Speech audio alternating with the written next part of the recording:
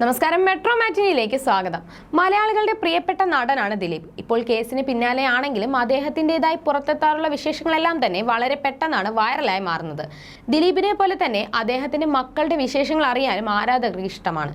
കൊച്ചിയിൽ നടി ആക്രമിക്കപ്പെട്ട കേസിൽ ദിലീപ് ജയിലിൽ പോയതോടെ കൂടി വലിയ നഷ്ടമാണ് താരത്തിന്റെ ജീവിതത്തിൽ ഉണ്ടായത്.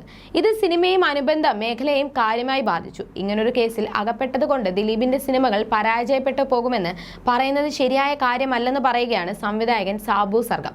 മാസ്റ്റർ ബിൻ യൂട്യൂബ് ചാനലിൽ നൽകിയ അഭിമുഖത്തിലൂടെ സംസാരിക്കുകയായിരുന്നു അദ്ദേഹം. മലയാള സിനിമയിൽ അല്ലാതെ വേറെ ഭാഷ എടുത്ത് നോക്കിയാലും തിരക്കഥയും സാങ്കേതിക മികവും മോശമായതുകൊണ്ട് സിനിമ പരാജയപ്പെട്ടു പോയേക്കാം. പണ്ട് മുതൽ സിനിമാ തിയേറ്ററിന് പുറത്ത് കപ്പലണ്ടി വിറ്റ് നടന്നിരുന്ന ആളുകൾക്ക് പോലും ഇന്ന് സിനിമയുടെ ടെക്നിക്ക് അറിയാമെന്നാണ് പറയുന്നത്.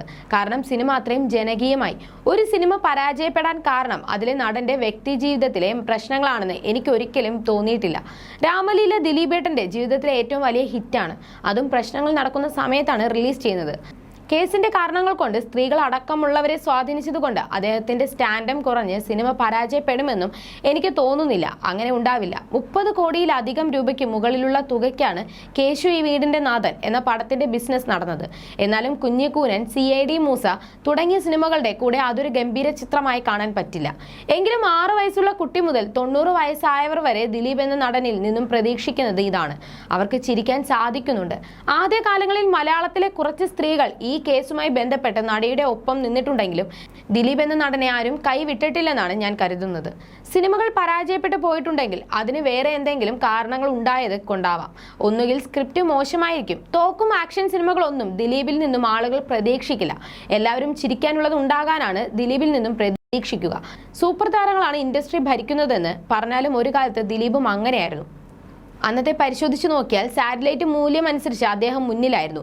എല്ലാ കാലത്തും എല്ലാവർക്കും ഹിറ്റുകൾ കിട്ടില്ല. പക്ഷേ ദിലീപേട്ടനെ ആവറേജിന് മുകളിലുള്ള പടം വിറ്റ് പോവുമായിരുന്നു. ഞാൻ കേട്ടിട്ടുള്ളത് സാറ്റലൈറ്റ് വാല്യൂവും ഓവർസീസ് വാല്യൂവും ഏറ്റവും കൂടുതലുള്ള ഒരു നടൻ ദിലീപായിരുന്നു. എന്നും ആകസ്മികമായി ഒരു കേസും അനുബന്ധമായ പ്രശ്നങ്ങളും വന്ന് അതിനൊരു ഇടിവ് ഉണ്ടായി എന്ന് പറയുന്നത് സത്യമാണ്. സിനിമയെ ബാധിക്കാത്ത തരത്തിൽ പുറത്തുള്ള ചില സംവിധാനങ്ങളുണ്ട്. OTT ഒക്കെ ഒരു ടീമിന്റെ കയ്യിലാണ്. മറ്റേ പടം ഹിറ്റാണെങ്കിലും അതിങ്ങനെ പോവില്ല കേട്ടോ, അതുകൊണ്ട് കുറച്ച് പടം എടുക്കേണ്ടതെന്ന് പറയും. ഞാനൊരു ടീമാണ്. സാറ്റലൈറ്റ് എന്ന് പറയുന്നതും ഒരു ടീം ചേർന്നാണ് തീരുമാനിക്കുന്നത്.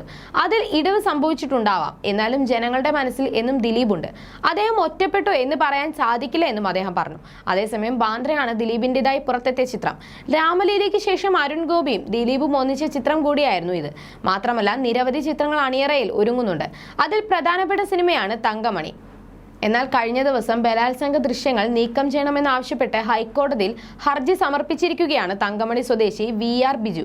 ചിത്രത്തിന്റെ ടീസറിൽ കാണിച്ചിരിക്കുന്നത് പോലെ പോലീസുകാർ തങ്കമണിയിലെ സ്ത്രീകളെ ബലാത്സംഗം ചെയ്തിട്ടില്ലെന്നും അതുകൊണ്ട് തന്നെ അത്തരം രംഗങ്ങൾ ചിത്രത്തിൽ നിന്നും ഒഴിവാക്കണമെന്നുമാണ് VR ബിജു നൽകിയ ഹർജിയിൽ പറയുന്നത്.